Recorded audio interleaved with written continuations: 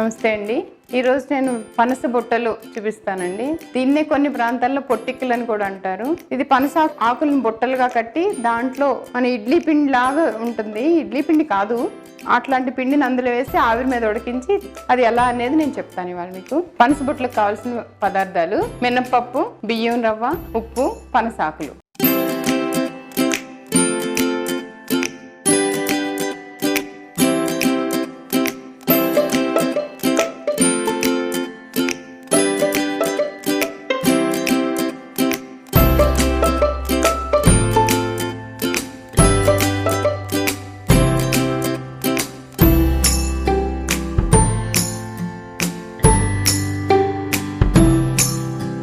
యాక్చువల్గా ఇది ఈ పనసాకులో పిండిని ఉడికించినందుకు ఈ పనసాకు నుంచి వచ్చిన ఫ్లేవర్తో అది టేస్ట్ బాగుంటుందని దీన్ని పనస బొట్లు అంటారు. ముందు ఈ పనసాకులు తీసుకోవాలండి. పనసాకులు కొంచెం ముదురుగా పెద్దగా ఉంటే బొట్ట తయారు చేయడానికి బాగుంటుంది. మనకి ఇక్కడ పుల్లలు అవన్నీ దొరకవు కదా సిటీలో. సో నేను సింప్లిఫైగా చెప్తున్నాను మీకు. స్టెప్లర్తో స్టెప్పులు చేసేసుకోవచ్చండి. ఇట్లాగా ఇటు రెండు ఇలా 4 పెట్టాలండి. 4 సమానమైనవి తీసుకుంటే మీకు ఈవెన్గా వస్తుంది బుట్ట. ముందు ఈ 4 ఇట్లా పెట్టి, యాక్చువల్గా పుల్లలు కుట్టాలి, పుల్లలు ఇక్కడ దొరకవు కాబట్టి నేను స్టెప్లర్గా కానీ ఇది తయారు చేసిన తర్వాత తీసుకునేటప్పుడు చాలా జాగ్రత్తగా తీసుకోండి. ఈ స్టెప్లర్ పిన్ మళ్ళీ వస్తే పిల్లలకి కానీ ఎవరికైనా ఇబ్బంది అవుతుంది. ఇప్పుడు ఈ 4ని ఇట్లా ఉంచి ఇట్లా 1 by 1 ఇలా మళ్ళీ ఇట్లా పెట్టుకుని ఇక్కడ ఒక స్టెప్పులు చేసుకోవాలండి. మళ్ళీ సేమ్ అట్లా ఇది కూడా ఒక బుట్ట షేప్ మాదిరిగా.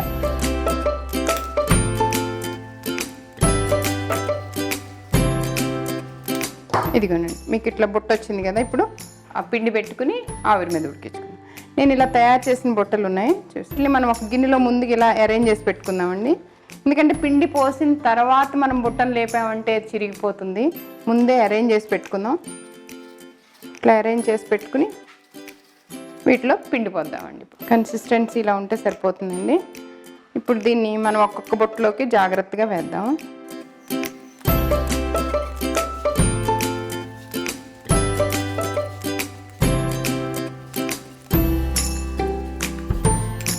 సో ఇట్లా వేసిన తర్వాత వీటిని స్టీమ్ ఇద్దామండి పట్టుకెళ్ళి. ఇప్పుడు స్టవ్ వెలిగించుకుందామండి. గిన్నె పెట్టుకుని నీళ్ళు పోసుకుందాం. ఇవి ఇడ్లీలు అంత పలచగా ఉండవు కాబట్టి కొంచెం ఎక్కువ వాటర్ పోసుకుందామండి. అది నీళ్లు వేడెక్కింది. ఇట్లా నేను పిండి పోసాను కదండి. ఇప్పుడు ఈ గిన్నెని ఇందులో పెడదాం, మూత పెట్టేద్దాం. ఇప్పుడు మనకు పనస బుట్టలు తయారు చేయడం రాలేదనుకోండి, ఏం పర్వాలేదు. దట్టు పిల్లలకు స్టెప్లర్ చేసామనుకోండి, ఆ పిల్లలకి పళ్ళల్లో అది గుచ్చుకుంటూ ఉంటాయి. కాబట్టి మనం ఏం చేద్దామంటే మీకు ఇంకొక ఐడియా. ఇలాంటి చిన్న చిన్న గిన్నెలు మీద గిన్నెలు కానీ గ్లాసులు ఉంటాయండి చిన్నగా. ఆ గ్లాసులు తీసుకుని ఇలా లేత ఆకులు మీకు బొట్ట చేయడానికి కూడా రాదు. అట్లాంటప్పుడు దీన్ని ఇట్లా మనం ఫ్లేవర్ కోసమే కదా దీన్ని వాడుతున్నాం. ఇట్లా 1 by 1 ఇలా అడ్జస్ట్ చేసుకుంటూ ఇట్లా బుట్ట మాదిరిగా ఇట్లా చేసేసేయండి. ఇట్లా పెట్టేసుకుని దీంట్లో పిండి పోసేసుకుందాం అంతే. ఇట్లా నేను నా దగ్గర ఉన్న గిన్నెల్లో ఇట్లా నేను అరేంజ్ చేసి పెట్టాను. ఇట్లనే పిండి పోసేద్దాం. ఇప్పుడు చూడండి,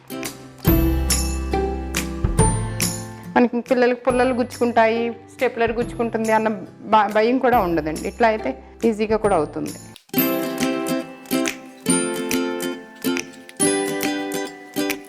కొంచెం హెల్తీగా ఉంచితే పొంగుతుంది కదా, సరిపోతుంది.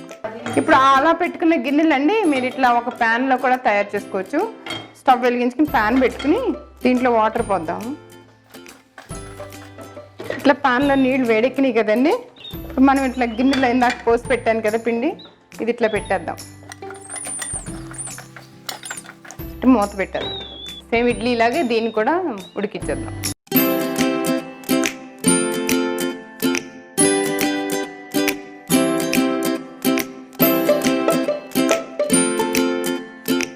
చూసారు కదండి ఇడ్లీలు ఇలా పొంగినట్లుగా.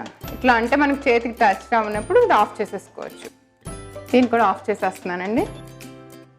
మూత తీసి చూద్దాం. ఇది కూడా చక్కగా పొంగినాయండి. ఆ స్మెల్ వస్తుంది, పనసాకులు ఉడికిన స్మెల్ వస్తుంది. ఇది జాగ్రత్తగా ఇట్లా ఇదిగోనండి ఇట్లా తీసుకుని బయట పెట్టుకుందాం.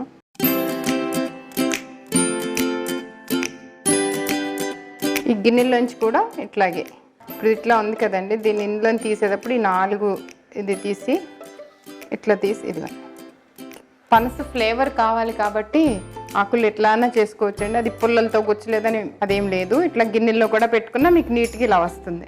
మనకి ఇందులో ఫ్లేవర్ ముఖ్యం అండి. సో దట్ ఇట్లా వండినా మీకు ఇలా బాగానే వస్తుందండి.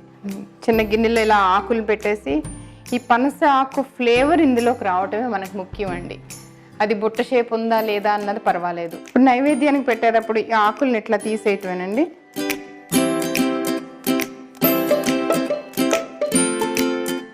మనం పెట్టిన గిన్నె షేప్ని బట్టి వస్తాయి, అంతే, ఏం లేదే. ఈ బుట్టలు తీసేటప్పుడు మాత్రం కొంచెం జాగ్రత్తగా తీద్దామండి. ఈ స్టెపిల్స్ ఉన్నాయి కదా ఎక్కడికక్కడ కొంచెం.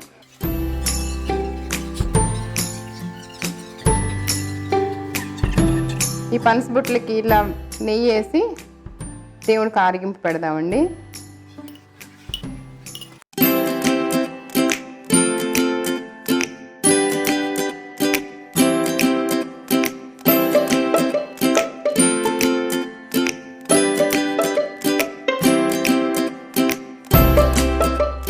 ఇట్లా దేవుడికి ఆరగింపు పెట్టిన తర్వాత మనం దీని అల్లం పచ్చడితో కానీ మామిడికాయ పచ్చడితో కానీ తిన్నా బాగుంటాయి.